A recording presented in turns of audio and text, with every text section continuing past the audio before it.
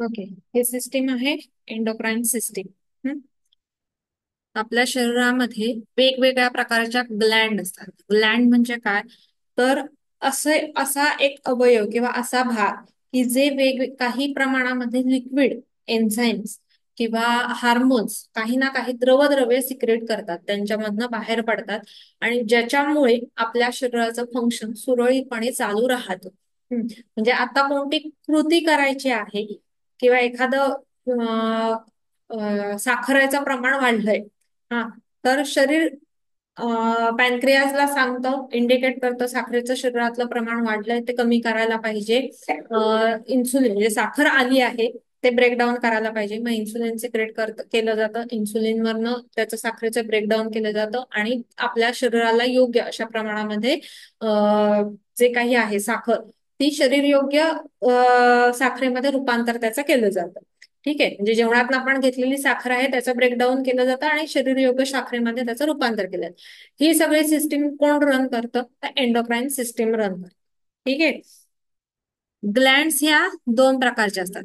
यामध्ये मी थोडक्यात दाखवलं एकूण किती ग्लँड्स आहेत आपल्या शरीरामध्ये. Pineal gland, hypothalamus, pituitary gland, thyroid, thymus, pancreas, adrenal gland, ovary, testis. ही त्याचं जे जागा दाखवली एरो करून, ह्या सगळ्या त्या त्या ठिकाणी असलेल्या ग्लँड आहेत, त्यांची ती जागा आहे. Endocrine gland are specialized organ that produce and secrete hormones directly into the bloodstream. दोन प्रकारच्या ग्लँड असतात, एक एंडोक्राईन आणि एक एक्झोक्राईन. एंडोक्राईन म्हणजे काय? त्यातनं जे काही हार्मोन सिक्रेट होतात, हे सगळे हार्मोन्स डायरेक्टली ब्लड मध्ये सोडले जातात, म्हणजे ब्लड मध्ये मिक्स होतात आणि ब्लड ते एका ठिकाणाहून दुसऱ्या ठिकाणी वाहून नेले जातात. आणि एक्झोक्राईन सिस्टीम मध्ये म्हणजे एक्झोक्राईन ग्लँड याचा अर्थ काय होतो? तर ज्या काही त्यातनं जे काही सिक्रेशन्स तयार होतात, ते सिक्रेशन्स वाहून नेण्यासाठी त्या ग्लँड म्हणजे त्या ग्रंथीची एक सिस्टीम असते किंवा एखादी नलिका असते, त्या नलिकेमधनं ते सिक्रेशन्स वाहून नेलं जातं टार्गेट ऑर्गन पर्यंत, जिथे न्यायचं आहे तिथे. ठीक आहे. These hormones regulate various bodily function including metabolism, growth, reproduction, mood. हे सगळं कंट्रोल कोण करतं? तर एंडोक्राईन सिस्टीम वेगवेगळ्या हार्मोन्स थ्रू कंट्रोल करत असते.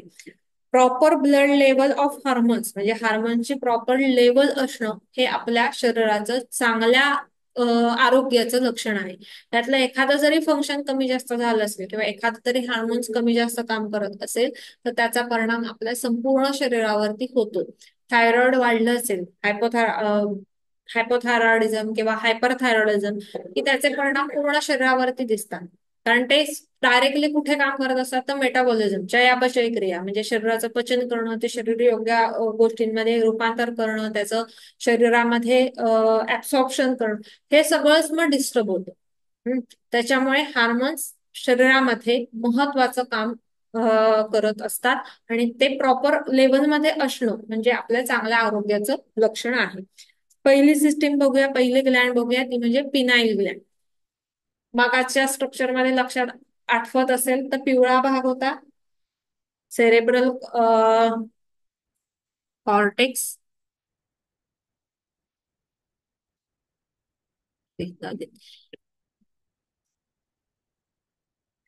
तिथे रचना दिसते, काळसर असा डॉट दिसतोय, त्याला म्हणतात पिनाईल ग्लँड.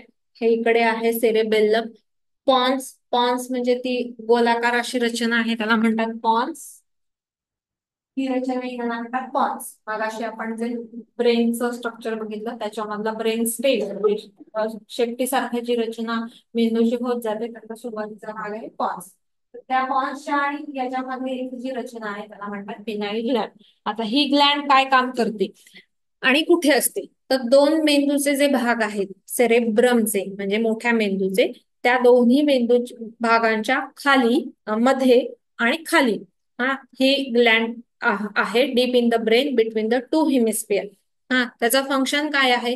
तर स्लीप हार्मोन म्हणून ते काम करतं. म्हणजे आपल्याला रात्र झाली की झोप येते, आणि सकाळ झाली की नॅचरली आपल्याला जाग येते. हे स्लीप हार्मोन्स म्हणजे स्लीप रेग्युलेटिंग कोण काम करत असतो, तर ही पिनाईल ग्लॅन्ड मधनं जे मेलाटॉनिन सिक्रेट होतं ते सिक्रेट झाल्यानंतर आपल्याला नॅचरली झोप येते.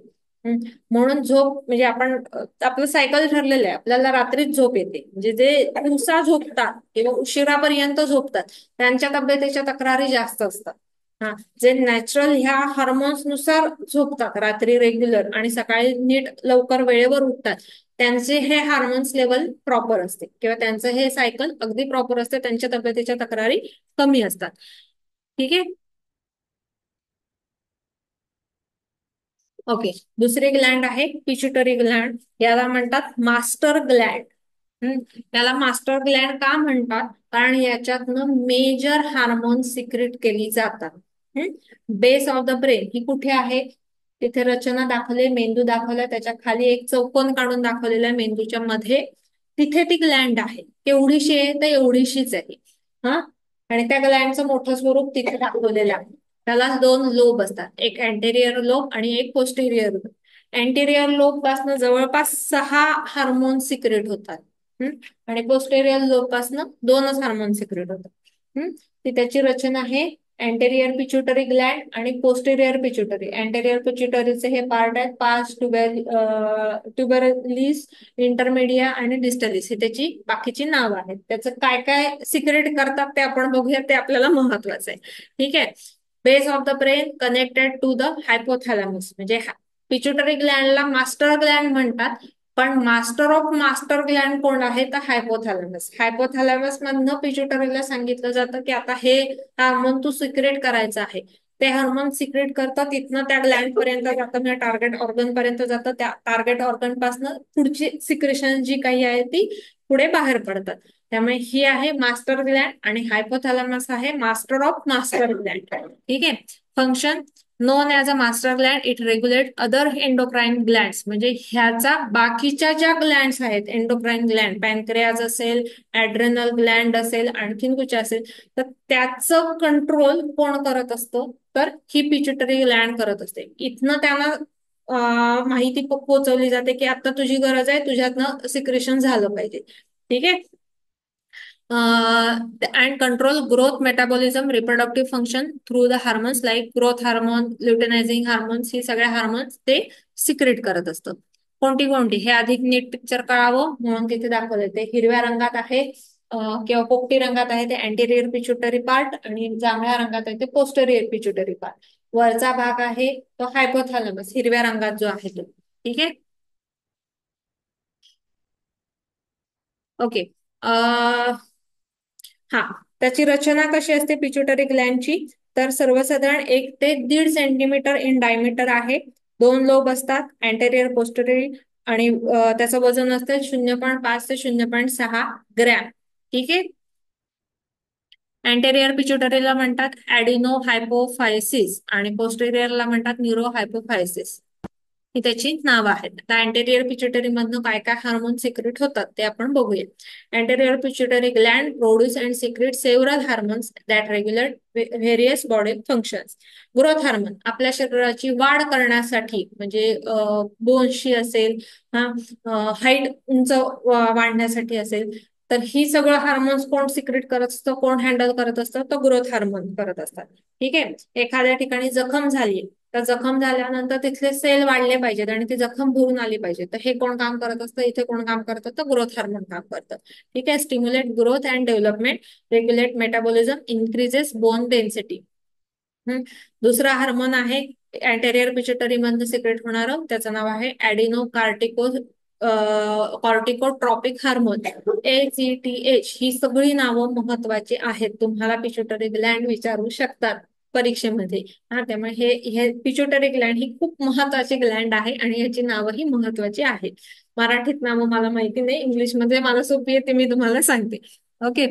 ऍडिनोकॉर्टिकोट्रॉपिक हार्मोन काय काम करतं, तर हे ऍड्रिनल ग्लँड म्हणून किडनीच्या वरती एक छोटी ग्रंथी असते, त्याला स्टिम्युलेट करतं आणि त्याला सांगतं तू पुढचे हार्मोन सिक्रेट कर. आणि तू तुझ्याकडनं जी काही हार्मोन सिक्रेट करायची आहेत ती सिक्रेट कर, की जे काय करतात तर रेग्युलेट स्ट्रेस रिस्पॉन्स. स्ट्रेस म्हणजे स्ट्रेस निर्माण झालाय तो रेग्युलेट करणं, तो कंट्रोल करणं, हे सगळं काम कोण करत असतं, तर एसीटीएच करतं. पण एसीटीएच कडनं ऍड्रेनलला पाठवलं जातं आणि ऍड्रेनल कडनं ते केलं जातं. आणि प्रेशर, ब्लड प्रेशर मेंटेन करण्याचं काम कोण करतं, तर हे हार्मोन करतं. ओके. तिसरा हार्मोन आहे थायरॉइड स्टिम्युलेटिंग हार्मोन, TSH.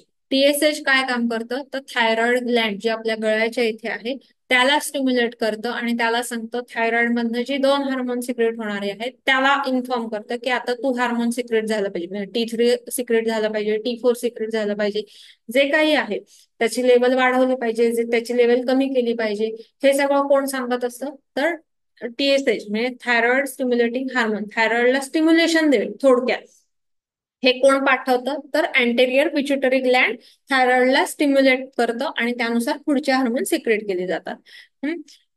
आणि यांचं थायरॉइड TSH आणि T4 थायरॉइडचं मेजर काम मेटाबॉलिझम मध्ये, चयापचय क्रियेमध्ये मुख्य काम आहे थायरॉइडचं. नंतर फॉलिकल स्टिम्युलेटिंग हार्मोन, हे मेजर काय काम करतं, तर ओव्हरियन फिमेल्स मध्ये ओव्हरियन सायकल जे आहे, म्हणजे मेन्स्ट्रुअल सायकल पिरियड जे येतात, तर त्याच्यामध्ये फॉलिकल तयार करणं, बीज तयार करण्यासाठी ओव्हरीला सांगणं, हे काम कोण करत असतं, तर फॉलिकल स्टिम्युलेटिंग हार्मोन. हे झालं फिमेल मध्ये. मेल मध्ये काय करतं, तर sperm production in males, sperm तयार करण्याचं काम कोण करतं, तर हे हार्मोन तयार करतं, maintain reproductive health.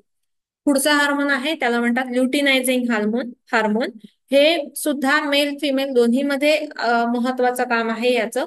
Regulate ovarian cycle in female, म्हणजे टेस्टेस्ट्रॉन, जे काही विविध हार्मोन्स मेन्स्ट्रुअल सायकल नॉर्मल आणण्यासाठी, नॉर्मली येण्यासाठी जे काही हार्मोन्स रेग्युलर काम करत असतात त्याच्यामधलं हे एक हार्मोन आहे ल्युटिनायझिंग हार्मोन.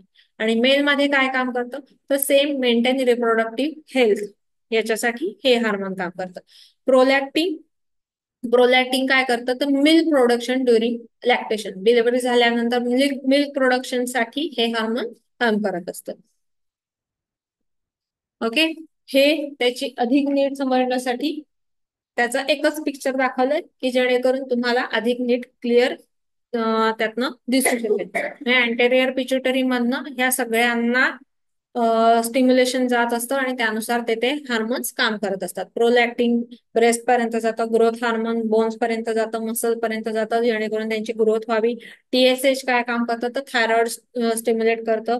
गोनाडोट्रोपिन, म्हणजे आता आपण FSH बघितलं किंवा LH बघितलं, हे तिथे हार्मोन सिक्रेट केले जातात. यानुसार अँटेरियर पिच्युटरी ग्लॅन्ड मधनं ही हार्मोन्स आपली सिक्रेट होत असतात. ओके. इथपर्यंत समजलंय, याच्यात काही शंका आहे? ओके. नेक्स्ट बघूया posterior pituitary gland. Posterior pituitary gland काय करतं, तर store and release two main hormones. हा कोणती, तर अँटी डायुरेटिक हार्मोन म्हणजे ADH आणि ऑक्सिटोसिन. ADH काय काम करतं, तर वॉटर रिअब्सॉर्प्शन इन किडनी. आपण काल किडनीचं फंक्शन बघितलंय, त्याच्यामध्ये रिअब्सॉर्प्शन करण्याचं काम हे कोण करतं, तर ADH करतं. मेंटेन ब्लड प्रेशर, त्याच्यामुळे ब्लड प्रेशर मेंटेन केलं जातं. रिड्यूस युरिन प्रोडक्शन, कमी करणं, जास्त म्हणजे आपण बघितलं 400 वेळा किडनी फिल्टर करत असते, हा पण एवढं 400 वेळा करून सुद्धा किती युरिन तयार होते, 1 ते 1.5 लिटर. तर युरिन प्रोडक्शन रिड्यूस करण्याचं, कमी करण्याचं काम कोण करत असते, ADH करतं. ऑक्सिटोसिन काय करतं, तर स्टिम्युलेट युटेराईन कॉन्ट्रॅक्शन ड्युरिंग चाइल्डबर्थ. गर्भाशय पिशवीचा आकार 9 महिने बाळ जेव्हा पोटात वाढतं त्यावेळेला तो वाढलेला असतो. तर डिलिव्हरी झाल्यानंतर इमिजिएट ऑक्सिटोसिन सिक्रेट होतं आणि त्याचं जे स्ट्रेच झालेलं गर्भाशय आहे ते नॉर्मलला आणण्याचं काम कोण करत असतं, तर ऑक्सिटोसिन करतं. Regulate milk let down during lactation, involve in social bonding and attachment. Social bonding म्हणजे समाजाप्रती असलेली आपली भावना किंवा सोशल अटॅचमेंट जे आहे, हे सगळं काम कोण करत असतं, तर ऑक्सिटोसिन काम करतं. ओके. पोस्टेरियर पिच्युटरी दाखवलंय, ह्या बाजूचे अँटेरियर पिच्युटरी, त्या बाजूचं पोस्टेरियर पिच्युटरी. ऑक्सिटोसिन आणि ADH, त्याला व्हासोप्रेसिन पण म्हणतात. व्हासोप्रेसिन हे महत्वाचं का आहे, तर रेग्युलेट ब्लड प्रेशर मेंटेन करण्यासाठी हे हार्मोन जास्त महत्वाचं आहे. हार्मोन रेग्युलेशन हा एक महत्वाचा कन्सेप्ट आहे. काय आहे, तर त्याला म्हणतात ओके. हा मी अधिक थोडं अजून दोन हार्मोन्स घेऊया आणि मग मी तुम्हाला हे अधिक नीट एक्सप्लेन करते, ठीक आहे. जे आता सांगितलं हेच सगळं चार्ट मध्ये एकत्र दाखवलेलं आहे की तुम्हाला अभ्यास करायला सोपं पडेल. पुढची ग्लँड आहे ती म्हणजे थायरॉइड ग्लँड. ही कुठे असते, तर लोकेशन काय आहे, तर नेक ऑफ द मानेमध्ये असते, below the larynx, front of the neck, याच्या गळ्याच्या पुढच्या बाजूला असते. त्याची साईज किती आहे, तर अप्रॉक्सिमेटली साईज आणि वजन किती आहे, तर अप्रॉक्सिमेटली 20 ते 40 ग्राम एवढं त्याचं वजन आहे. कशा रचनेमध्ये आहे, ती बटरफ्लाय शेप आहे. तिकडे चौकोनात दाखवलंय बटरफ्लाय शेप आहे ती, ठीक आहे. दोन्ही बाजूला म्हणजे आपलं जो ट्रकी आहे श्वासनलिका, त्याच्या दोन्ही बाजूला एक बाजूला एक लोब असतो, एका बाजूला एक लोब असतो, ठीक आहे. Butterfly shape with two lobes right and left connected by, मधला जो आडवा पार्ट आहे त्याला म्हणतात इस्थमस. आता थायरॉइड मधनं काय काय सिक्रेट होतं, तर थायरॉइड मधनं T3 सिक्रेट होतं, ट्राय आयोडोथायरोनिन, आणि T4 सिक्रेट होतं, थायरॉक्झिन. ही दोन हार्मोन मेजर सिक्रेट होतात. मोस्ट ऍक्टिव्ह T3 म्हणजे काय, तर most active thyroid hormone produce from thyroxine. Thyroxine त्याला सिक्रेट, पण थायरॉइडचं काम कोण कंट्रोल करतं, तर अँटेरियर पिट्युटरी. तिथनं याला सांगितलं जातं TSH, थायरॉइड स्टिम्युलेटिंग हार्मोन, की तू आता T3 T4 सिक्रेट करायचा आहे, ठीक आहे. आणि कॅल्सिटोनिन हे कशात, हे काय काम करतं, hormone produce by thyroid Gland, calcium level control करण्याचं काम कोण करतं, तर कॅल्सिटोनिन. थायरॉइड ग्लँडचं फंक्शन काय, regulate metabolism, growth and development, चयापचय क्रियेमध्ये खूप महत्वाचा पार्ट रोल थायरॉइड ग्लँड करतं. आता ह्याच्यात दोन कन्सेप्ट आपल्याला माहिती असतील. ओके, दोन कन्सेप्ट आहेत ऐकून माहिती असतील, तर हायपोथायरॉइडिझम आणि हायपर थायरॉइडिझम. तर हायपोथायरॉइडिझम म्हणजे नेमकं काय होतं, तर T3 आणि T4 याचं सिक्रेशन कमी होतं म्हणून त्याला म्हणतात हायपो. पण ही कमी का होतात, कारण TSH ची व्हॅल्यू वाढलेली असते. TSH एवढं सिक्रेट होतं की ह्यांची लेवल कमी होते. हा, आणि त्याच्यामुळे काय होतं, तर कोल्ड इंटॉलरन्स म्हणजे थंड सहन होत नाही. आणि हायपर थायरॉइडिझम मध्ये काय होतं, तर सगळी फंक्शन्स वाढतात. T3 आणि T4 ची लेवल वाढलेली असते, म्हणजे त्याचं सिक्रेशन्स वाढलेलं असतं, आणि TSH ची व्हॅल्यू कमी झालेली असते. आणि ह्या कंडिशन मध्ये काय होतं, तर गरम सहन होत नाही. खूप भूक लागते अशा पेशंटला, पण कितीही खाल्लं तरी त्यांचं वजन वाढत नाही, ते बारीकच राहतात. आणि हायपो मध्ये ही लोक भरपूर खातात आणि त्यांचं वजन पण तेवढ्याच प्रमाणामध्ये वाढतं. म्हणजे जास्त जाडी वाढत असेल किंवा जास्त वजन लवकर पटापट वाढत असेल, तर आपण म्हणतो थायरॉइड चेक करा, थायरॉइडचा त्रास होऊ शकतो, असू शकतो. तर अशा पेशंटमध्ये काय असतं, हायपोथायरॉइडिझम. त्याचं पुढे स्ट्रक्चर आहे. हा, हे बघा हायपरथायरॉइडिझम आणि हायपोथायरॉइडिझम. त्याच्यामध्ये काय काय लक्षणं दिसतात ते दाखवलेत. ड्राय हेअर असतात, म्हणजे कोरडं काय केस हे झालेले असतात. श्वास पुरत नाही, टॅकिकार्डिया, फार पटापट हार्टबीट पडत असतात, म्हणजे छातीत धडधडल्यासारखं वाटतं. वेट लॉस होतो, वजन कमी होतं. डायरिया म्हणजे पोटाच्या तक्रारी असतात, सतत लूज मोशन किंवा वारंवार, म्हणजे जरा जरी खाण्यात बदल झाला तरी द्रवमल प्रवृत्ती म्हणजे डायरिया सारखी लक्षणं दिसून येतात. पाळीच्या तक्रारी तर दोन्ही केसमध्ये दिसतातच. हीट इंटॉलरन्स असतो. हायपोथायरॉइडिझम मध्ये काय होतं, तर केस जास्त गळतात, पफी फेस, चेहऱ्याला सूज आल्यासारखी दिसते. त्याच्यानंतर ब्रॅडिकार्डिया म्हणजे हार्टबीट स्लो पडतात, सावकाश. वेट गेन वजन वाढतं, कॉन्स्टिपेशन होतं. त्याच्यानंतर थकवा, म्हणजे सतत काहीही काम केलं तरी त्या पेशंटना थकवा राहतो. हायपो थायरॉइड ग्लँडच्या बॅक साइडला हे पिवळे दोन चार मणी दिसतात, त्याला म्हणतात पॅराथायरॉइड ग्लँड. तर ह्याचं ते चार स्मॉल ग्लँड्स आहेत, त्याचं काम काय आहे, तर रेग्युलेट कॅल्शियम लेवल. आणि आता आपण हे बघूया, hypothalamic pituitary thyroid axis, HPA axis. ही महत्वाची कन्सेप्ट आहे. हे काय काम करतं, म्हणजे ही महत्वाची का आहे, तर मगाशी सांगितलं तुम्हाला, hypothalamus he master of master Gland आहे, की त्यातनं आपल्याला पिच्युटरीला सूचना पाठवली जाते, तुम्हाला आता सिक्रेट करायचं आहे. हा, की तुला आता थायरॉइड स्टिम्युलेटिंग हार्मोन सिक्रेट करायचे. ते सिक्रेट झाल्यानंतर थायरॉइडला सूचना मिळते की तिथनं हार्मोन झालंय, तर आपल्याला आता T3 T4 सिक्रेट करायचं आहे. ते सिक्रेट झाल्यानंतर जे काही आपल्याला स्ट्रक्चर वाढलेले असतील, शरीरातली कोणती गोष्ट वाढलेली असेल, ते कंट्रोल केलं जातं. ते कंट्रोल केल्यानंतर पुन्हा सूचना मेंदूपर्यंत पोहोचवली जाते, आणि मेंदूपर्यंत पोहोचवल्यानंतर मेंदू सांगतो की थायरॉइडला, की तू आता जे काही सिक्रेट केलेलं होतं T3 T4 ते आता थांबव. ते थांबवल्यानंतर तशी सूचना थायरॉइडला येते आणि थायरॉइड आपलं काम थांबवतं. हे जे सगळं सांगणं आहे, सूचना पाठवणं, त्यानुसार पुढच्या ग्लँडने काम करणं, त्याच्या पुढच्या ग्लँडने काम करणं, या सगळ्या प्रोसिजरला म्हणतात हायपो हायपोथॅलॅमिक पिच्युटरी थायरॉइड ऍक्सिस. हे मेजर कुठे बघितलं जातं, तर पीसीओडी ऐकून आता माहिती असेल तर बऱ्याच जणांमध्ये, बऱ्याच महिलांमध्ये, मुलींमध्ये पीसीओडीचा त्रास असतो. तर तिथे हे मेजर बघितलं जातं. ह्यातला कोणता तरी ऍक्सिस, म्हणजे कोणत्याही हार्मोन्सने आपलं काम करणं सोडलं असेल, कमी केलं असेल, तर त्याचा परिणाम पुढच्या ग्लँड वरती होतो, आणि ग्लँडचा परिणाम काय होतं, हार्मोन सिक्रेट कमी प्रमाणात होतं, आणि त्याचा परिणाम पुढचं आपलं हेल्थ प्रॉपर राहत नाही. हेल्थ डिस्टर्बन्स येतो आणि वेगवेगळे आजार आपल्याला निर्माण होतात.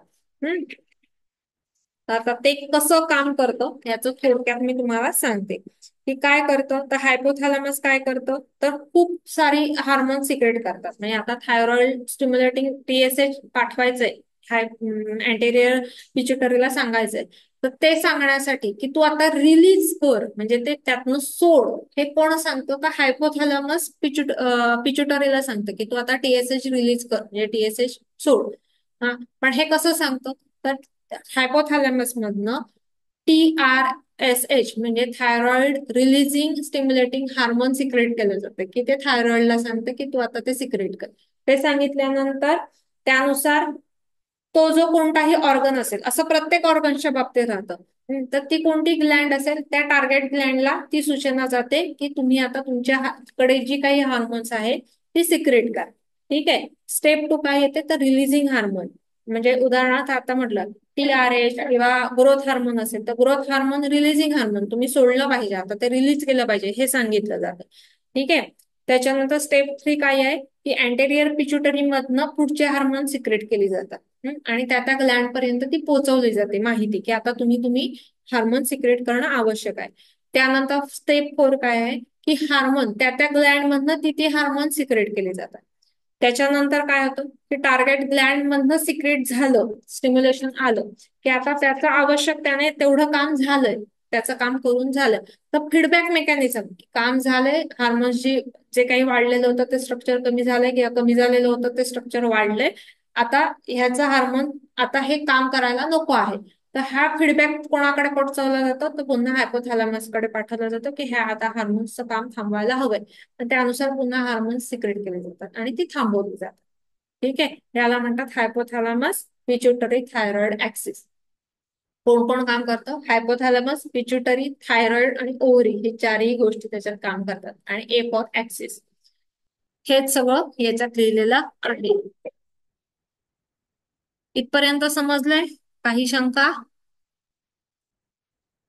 आता नेक्स्ट ग्लँड बघूया, ती म्हणजे ऍड्रेनल ग्लँड. ऍड्रेनल ग्लँड कुठे आहे, तर किडनीच्या वरती ट्रायंगल शेप अशी दोन्ही दोन्ही किडण्यांच्या वरती एक ग्लँड आहे, त्याला म्हणतात ऍड्रेनल ग्लँड. त्याची साईज आहे 5/3/1. आणि स्ट्रक्चर काय आहे, त्याचं स्ट्रक्चर आहे, आउटर भाग जो आहे त्याला म्हणतात कॉर्टेक्स, आणि आतला भाग जो आहे त्या ऍड्रेनल ग्लँडचा त्याला म्हणतात मेडुला. हे काय काम करतं, तर स्टिरॉइड्स शरीरामध्ये नॅचरली सिक्रेट होतात, तर ते स्टिरॉइड सिक्रेट करण्याचं काम हे ऍड्रेनल हार्मोन्स करतात. ते त्याने काय केलं जातं, तर ब्लड प्रेशर मेंटेन केलं जातं, त्याच्यानंतर एनर्जी मेटाबॉलिझम मेंटेन केलं जातं. खूप अति उत्साहात आहे तर थोडं कंट्रोलला आणणं, किंवा अति डिप्रेशन मध्ये आहे तर स्वतः शरीर स्वतःला प्रोत्साहित करतं आणि नॉर्मलला आणायचा प्रयत्न करत असतं. ठीक आहे. कुठेही सूज वगैरे काही आली असेल तर ते नॉर्मलला आणणं, सूज नॅचरली शरीर फाईट करून ते नॉर्मलला आणायचा प्रयत्न करत असतो. हे सगळ्या कोण हार्मोन सिक्रेट करत असतं तर ऍड्रेनल ग्लॅन्ड सिक्रेट करत असतं. ठीक आहे. ॲड्रोजन्स आहेत ते सेक्स हार्मोन्स आहेत. त्याच्यानंतर इपिनेफ्रिन आणि नॉर इपिनेफ्रिन हे फाईट अँड फ्लाईट रिस्पॉन्ससाठी कारणीभूत आहे. ठीक आहे. हेच सांगितलं. ब्लड प्रेशर मेंटेन करतात, stress hormone, energy metabolism, sex hormone प्रोडक्शनसाठी. नंतरची ग्लँड आहे पॅनक्रियास. पॅनक्रियास कुठे आहे? आपण डायजेस्टिव्ह सिस्टीम बघितली ऍब्डोमेन मध्ये, बिहाइंड द स्टमक. त्याचे 3 भाग आहेत, हेड, बॉडी, टेल. आणि त्याचं फंक्शन काय आहे? एक्झोक्राईन सिस्टीम मध्ये पॅनक्रियाटिक ज्यूस सिक्रेट केलं जातं आणि जे डायजेशनसाठी उपयोगाला येतं. आणि एंडोक्राईन सिस्टीम मध्ये काही सिक्रेट केलं जातं, ते इन्सुलिन, ग्लुकागॉन आणि सोमॅटोस्टॅटिन. ठीक आहे. इन्सुलिन काय करतं? तर ब्लड शुगर लेवल कमी करण्याचं काम करतं.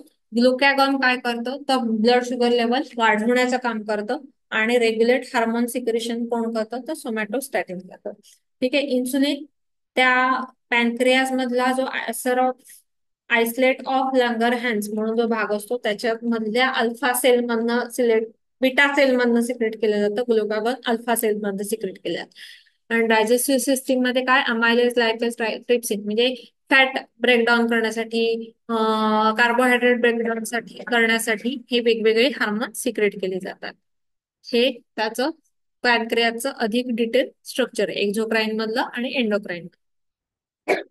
गोनॅड. गोनॅड हे काय आहे? तर ओव्हरी आणि टेस्टीज.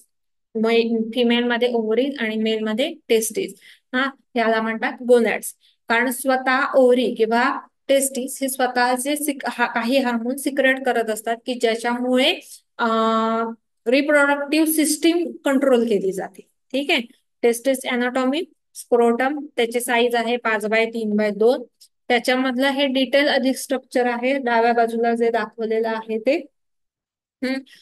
सेमिनिफेरस ट्युब्युल्स म्हणजे जिथे स्पर्म तयार केले जातात. त्याच्यानंतर टेस्टेस्टोरॉन प्रोडक्शन केलं जातं.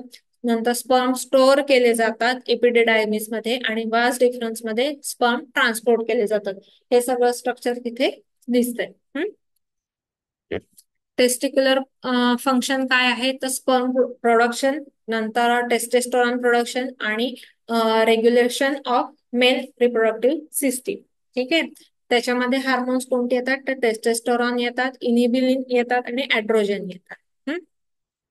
ओव्हरी अनाटॉमी काय असते? तर जे मेन्स्ट्रुअल सायकल आहे ते 28 दिवसांचं सायकल आहे. याच्यामध्ये दोन्ही बाजूला ओव्हरी असतात, म्हणजे त्याला म्हणतात बीजांड म्हणतात. त्या प्रत्येक बीजांडामधनं दर महिन्याला अल्टरनेट एका बाजू डाव्या बाजूच्या बीजांडामधनं किंवा उजव्या बाजूच्या बीजांडामधनं एक ओव्हन तयार होतं, म्हणजे एक बीज तयार होतं. ते मॅच्युअर होतं. ते मॅच्युअर होऊन झाल्यानंतर बीजांडामधनं बीज बाहेर येतं आणि पुढे पाठवलं जातं. जर फर्टिलायझेशन झालं म्हणजे बाळ राहिलं तर ते बीज आणि स्पर्म यांचं फर्टिलायझेशन होतं, बाळाची वाढ होते. जर नाही राहिलं तर मेन्स्ट्रुअल सायकल म्हणून ते बीज हे दर महिन्याला पाळी या स्वरूपामध्ये बाहेर काढून टाकलं जातं. तर हे स्ट्रक्चर जे काही आहे हे सगळं कोण तयार करत असतं? तर ओव्हरी तयार करत असतात. लोकेशन काय आहे? Pelvis, 1 on each side of the uterus. 3x2x1 एवढी त्याची साईज आहे. आउटर म्हणजे फॉलिकल्स असतात ते बीज, त्याला फॉलिकल म्हणतात. त्याच्यानंतर फॅलोपियन ट्यूब ज्या असतात की त्या दोन्ही ट्यूब मधनं हे बीज वाहून नेलं जातं. बीज कसं तयार होतं हे त्याचं स्ट्रक्चर आहे. फॉलिक्युल म्हणजे बीज, ते छोटं बीज आहे. सेकंडरी फॉलिकल थोडं अजून मोठं झालं. त्याच्यानंतर हे इकडे एकदम प्री ओव्हुलेटरी सायकल, प्री ओव्हुलेटरी हे एवढं मोठं झालं. आता ते बीज मॅच्युअर झालं. ओव्ह्युलेशन म्हणजे ते बीज फुटून त्या ओव्हरी मधनं बाहेर आलं. बाहेर आल्यानंतर काय करतं? नॅचरली बीजांड आपलं जे जखम झालेली असते ते पुन्हा कव्हर करतं आणि आपलं पुढच्या बीज तयार करण्याच्या प्रोसिजरला सुरुवात करतं. त्याला ते जे तिथलं आवरण असतं त्याला म्हणतात कॉर्पस ल्युटियम. त्याच्यानंतर कॉर्पस म्हणजे ते पुढचं स्ट्रक्चर आहे. हम्म. पण हे ओव्हरीचं बेसिक स्ट्रक्चर आहे की ओव्हरीमध्ये कशा पद्धतीने फॉलिकल्स तयार केली जातात. ठीक आहे. हे एक बीज तयार होणं, ते फुटणं आणि बाहेर पडणं, हे सर्वसाधारण म्हणजे बीज फुटून बाहेर येण्याचा पिरियड जो आहे तो पाळी झाल्यानंतर सर्वसाधारण 14 दिवसांनी बीज फुटून बाहेर येतं आणि त्याच्या पुढे हळूहळू नवीन बीज तयार व्हायला पुन्हा प्रक्रिया सुरू होते. एग प्रोडक्शन, हार्मोन प्रोडक्शन, त्याच्यानंतर फिमेल रिप्रोडक्टिव्ह हार्मोन्सचं रेग्युलेशन. ओव्हरीन मधनं कोणते कोणते हार्मोन सिक्रेट होतात, तर इस्ट्रोजन, प्रोजेस्टेरॉन आणि रिलॅक्सिन. प्रत्येकाचं त्या त्या स्टेजमध्ये प्रत्येकाचं काम वेगवेगळं आहे. थायमस ही एक ग्लॅन्ड आहे. ही कुठे असते तर दोन्ही आपले फुफ्फुस आहेत त्याच्या मध्यभागी ही ग्लॅन्ड असते आणि ही लहान वयातच ऍक्टिव्हेट असते. मोठं झाल्यानंतर ह्याचं काम फारसं नाही आहे. ठीक आहे. डेव्हलप मॅच्युअर टी सेल म्हणजे इम्युनिटी वाढवण्यासाठी, काय म्हणतात त्याला, फाईट सिस्टीम साठी हे हार्मोन जास्त काम करतं. रेग्युलेट इम्युन सिस्टीम, एक regulate immune system, produce thymic hormone, hormonal functions वेगवेगळे आहेत ते आता तुम्हाला सांगितले.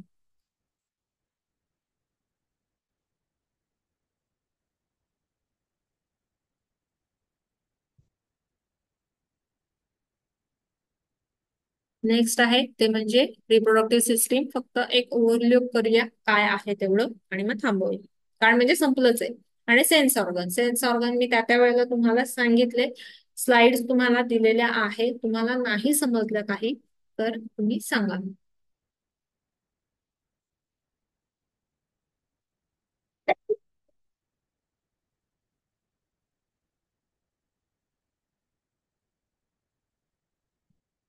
ते सांग.